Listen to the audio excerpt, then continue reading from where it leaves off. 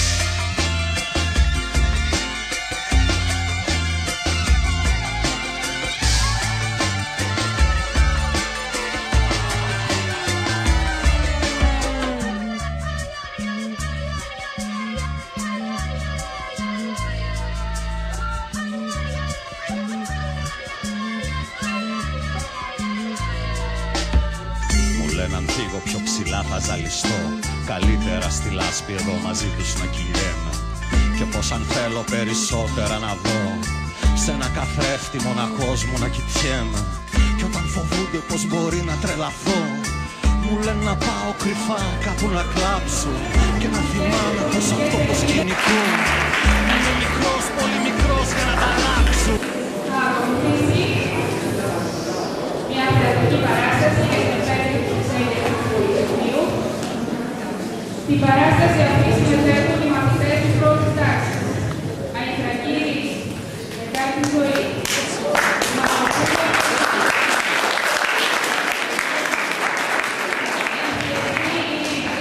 Σλάβα Μαρία, Πενίκογλου Σπύρος.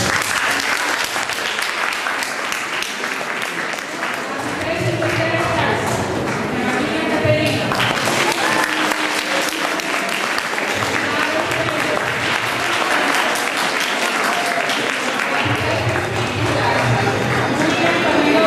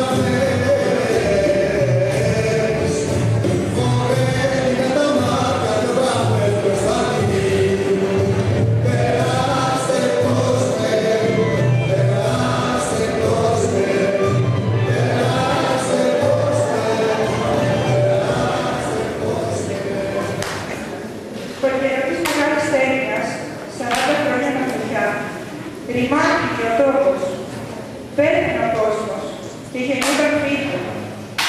Μιλούνε φύλλα του στο παντολίδι, χοντρά σαν το ποδάρι ανθρώπου του φαρμακερά. Φύλλα που έμειναν από τον κορμό αυτής της χώρας και κυρίως τους κατοίκους της. Οι άνθρωποι περνούσαν δύσκολες μέρες. Χωρίς Ελλάδα, μια ανεργία του παράδειγμα. Ο λαός των πεζοδρόμων πουλούσε από τους γυναικεία. Κομμάτια τρέχουν στα υπουργεία, Ετήσια τη Γερμανία, την Αυστραλία, τον Καναδά. Πρόσφυγες, μετανάστες, παιδεία και φτώχεια. Διαδηλώσεις της δημοκρατίας, για την Κύπρο, για την παιδεία. Ύστερα είχαν στις Ευρωμάχες, κατέβηκαν στην Κίνα Μιλατάνες. Κατέλαβαν τη Βουλή. Κλείσαν στη φυλακή χιλιάδες ανθρώπους. Και άλλους τόσους εξορίσαν στις ερωτήσεις. Καταγγείλαν τα συνδικάτα. Κλείσαν τις εφημερίδες που τους άρεσαν. Τα ραδιόφωνα έπαιζαν μόνο υποτήρια. Και όποιος τροπούσε να μιλήσει, τον έτρεχε το μαύρο σκοτάδι. Εκείνη τη δύσκολη εποχή, λοιπόν, υπήρχε ένα καφεδάκι, κάπου στο κέντρο της Αθήνας, κοντά στο Πολυτεχνείο. Η Βασίλη! Τώρα! Η Βασίλη! Τώρα είπαμε! Κάσε ένα μουσάκι με μέσα τα κείμενα. Ξέρεις πως θα περάσει μια μπροστάς. Πρώτα σκέφτεσαι να με πληρώσεις, Τι θες να κάνω, Βασίλη? Το μισθό που μας δίνει ο πολυχρονωμένος βασιλιάς και αυτοί που μας κυβερνάνε. Πάλι η κυβέρνηση σου φταίει εσένα. Δεν κοιτάς που όλη την ημέρα τρέχεις για δηλώσεις, αντί να πας να κάνεις ένα πραγμάμα το παραπάνω. Τώρα που θα γίνουν εκλογές, θα μιλήσει ο λαός. Σταματήστε! Σας έχω πει 1000 φορές, δεν θέλω πολιτικές συζητήσεις εδώ μέσα. Θα βρούμε τον πελά μας και οι τύχοι έχουν αυτιά. Άσε μας, ρε Βασίλη.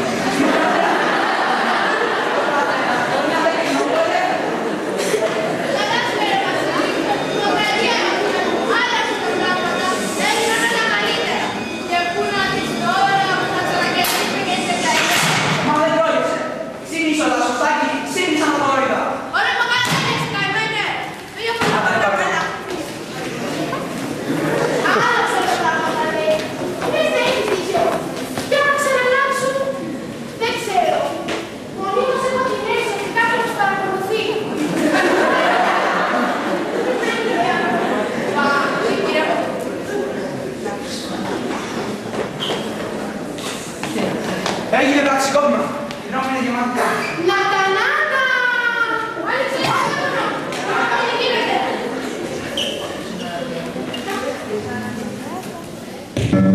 Η χώρα διήρχε μία κρίση, αναζητούσα διέξοδο εξ ενός πολιτικού αντιεξόδου εις το οποίο είχε εισέλθει. Από μακρού χρόνου η αδυναμία της συνεννοήσεως μεταξύ των υπευθύνων πολιτικών παραγόντων της χώρας παρά πάσαν επίκληση του ανωτάτου άρχοντος της χώρας είχε περιαγάγει την χώρα εις αδιέξοδο. Ουδής εκ των πολιτικών αρχηγών ανελάμβανε να βοηθήσει τον ανώτατον άρχοντα ώστε ανεζήτη λύση εντός των συνταγματικών πλαισίων της ανευθυνότητός του για να βγάλει την χώρα από το αδιέξοδο. Τα έλεγα, εγώ δεν τα έλεγα. Τώρα τι κάνουμε? Το νου σας, παιδιά, τουλάχιστον να μην μπλέξουμε. Άσε μας, ρε Βασίλη, δεν ξέρω για εσάς. Εγώ πάντως δεν θα μείνω πλατεία στα προτένα. Πιάσε αυτό και αυτό. Τι είναι, παιδιά, πώς πάτε? Είπες τίποτα, αγόρι? Εγώ, πώς το καλέ, δεν είπα τίποτα. Τι να πω εγώ? Πρόσεχε τα, εντάξει.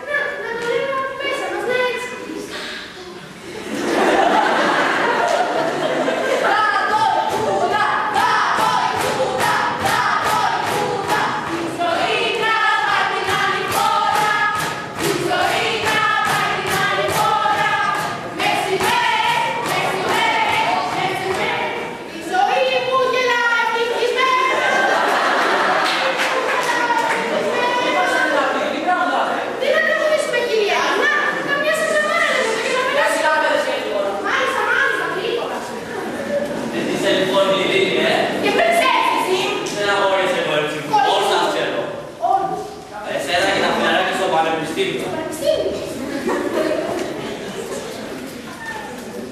Θα τα πούμε, Ρινούτα, και μάλιστα πολύ σύντομα.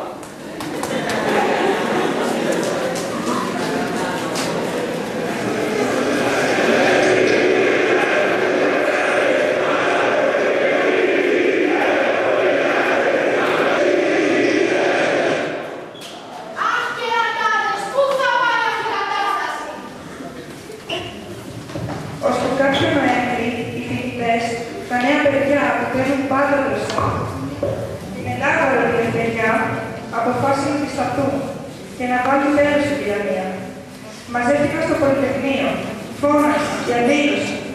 Πήγαν μαζί τους στο λαό και άρχισαν να παλεύουν τα φύλλα. Τα σκότωσαν και σκοτώθηκαν. Πέτυχαν όμως να ξυπνήσουν στο λαό αισθήματα που ήταν ξεχασμένα. Βάφτισαν στη φωτιά του αγώνα λέξεις που είχαν χάσει τη σημασία τους. Ελευθερία, δημοκρατία, ισότητα, αδελφοσύνη.